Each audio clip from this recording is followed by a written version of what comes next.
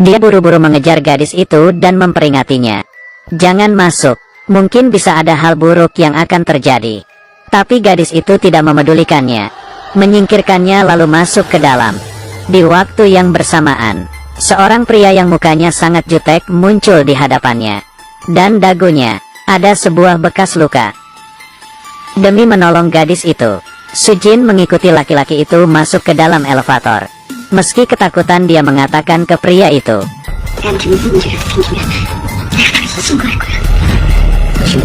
pria itu memunculkan ekspresi yang kejam dan langsung menyekik lehernya. Dan di saat itu, dia tiba-tiba melihat takdir pria itu. Dia dibunuh oleh seseorang, lalu memasukkannya ke dalam koper dan membawanya pergi. Tidak menunggunya berkata, elevator pun sampai. Dia dilempar keluar dengan keras. Suaminya pun muncul dan langsung memeluknya. Sujin panik, tidak berhenti berkata ke suaminya, pria di lantai 7 itu akan mati. Tapi suaminya tidak percaya, mengatakan tidak akan terjadi apa-apa, dan memberikannya obat. Berkata setelah tidur semuanya akan menjadi baik. Di tengah malam, Sujin terbangun. Dia pergi ke lantai 7 dan mendengar suara yang dikeluarkan oleh gadis itu dari dalam. Dia baru saja ingin membunyikan bel pintu. Tiba-tiba mendengar suara pintu. Dia ketakutan langsung bersembunyi di tangga darurat. Saat itu, seorang pria yang memakai topi menarik sebuah koper keluar. Melewati pintu, dia menyadari orang itu bukan orang lain, tapi adalah suaminya sendiri. Besok paginya, suaminya bersikap seperti tidak ada terjadi apa-apa. Bahkan membuatkan istrinya sarapan. Dia tidak bisa menahannya dan bertanya, Sujin pun semakin curiga. Hari ini dia mendapatkan paket dari teman kerjanya, barang pribadi yang dia tinggalkan di kantor. Di dalam buku dia menemukan fotonya sendiri. Tetapi pria yang di dalam foto itu bukanlah suaminya sekarang. Dia pun menanyai teman kerjanya, hubungan dia dengan suaminya itu seperti apa. Teman kerjanya agak ragu, tapi akhirnya mengatakan yang sebenarnya kepadanya. Sebenarnya beberapa bulan lalu, kau ada menyarankan untuk bercerai. Sujin mulai berpikir jauh. Dia memutuskan untuk lapor ke polisi. Dan di sisi lain, suami sedang mempercepat proses imigrasi, bahkan mengganti jadwal penerbangan. Sebenarnya, dia dari awal sudah memasang pelacak di HP istrinya, sehingga dengan jelas mengetahui posisi istrinya. Saat itu dia melihat istrinya sedang di kantor polisi. Dengan buru-buru dia mengejar ke kantor polisi. Sujin pun langsung panik. Di depan polisi menunjuk dia. Sang suami tidak mengubah pernyataannya. Untuk menemukan kebenaran, polisi hanya bisa pergi ke tempat kejadian untuk memeriksa. Saat membuka pintu kamar lantai 7, perempuan itu terdiam. Apartemen itu ternyata kosong. Sama sekali tidak ada orang yang tinggal.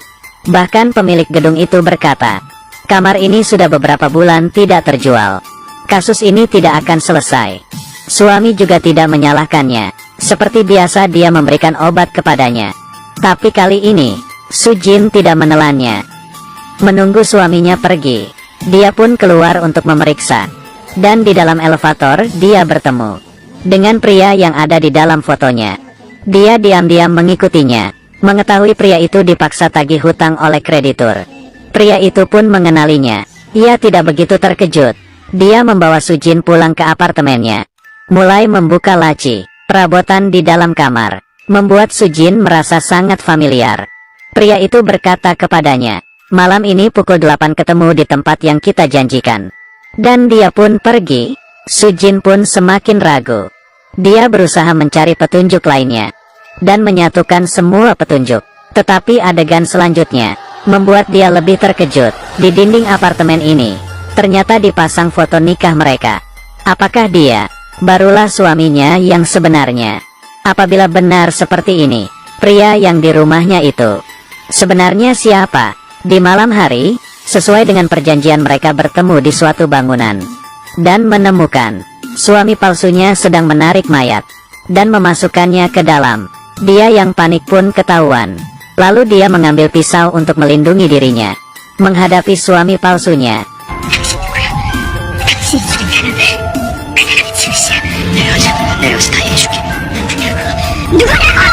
Sujin sudah kehilangan kendali. Dia perlahan-lahan mundur ke tepi bangunan. Sebentar lagi akan jatuh. Untung saja polisi saat itu pun datang dan menolongnya.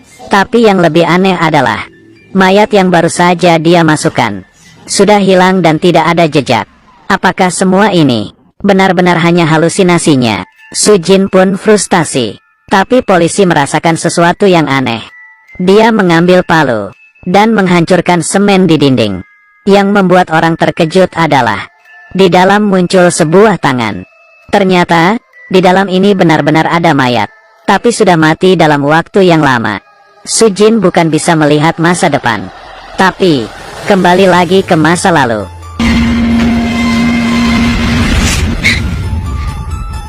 Di kantor polisi, suami palsu berkata dengan muka tanpa ekspresi.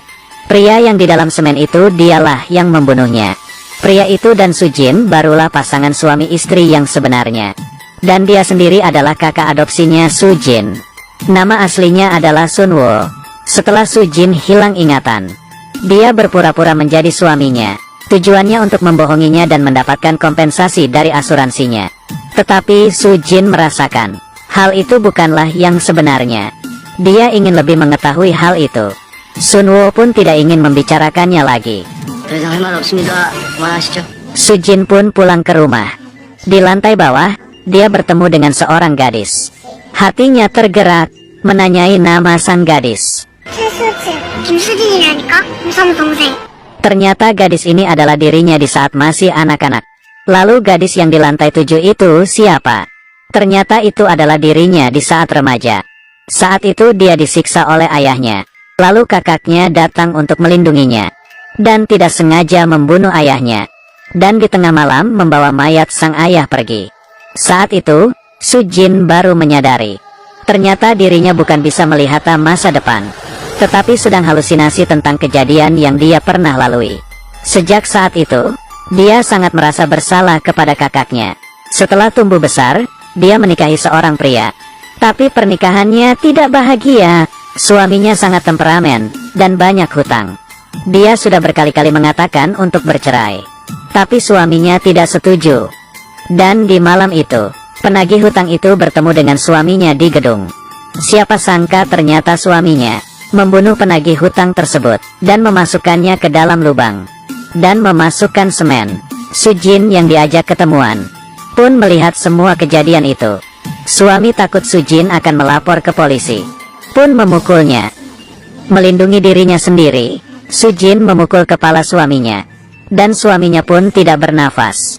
Dia yang ketakutan hanya bisa menelepon kakaknya datang. Sunwoo sambil menenanginya. Dia memasukkan mayat pria itu ke dalam semen.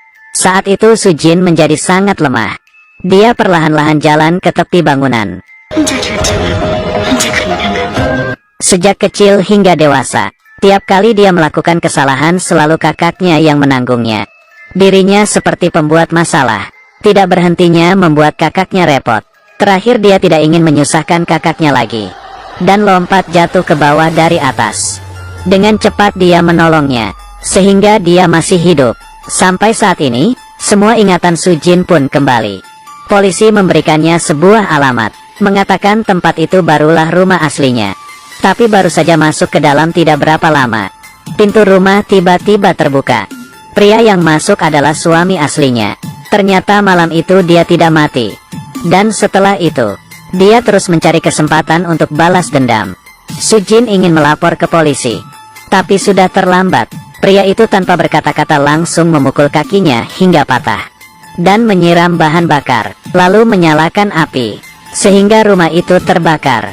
Polisi yang datang pun untungnya sempat menangkapnya.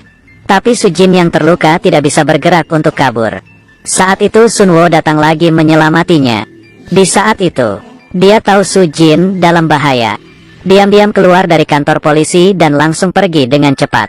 Tapi bara api semakin membesar. Dia tidak bisa kabur keluar. Hanya bisa menunggu pertolongan dan menenangi Sujin.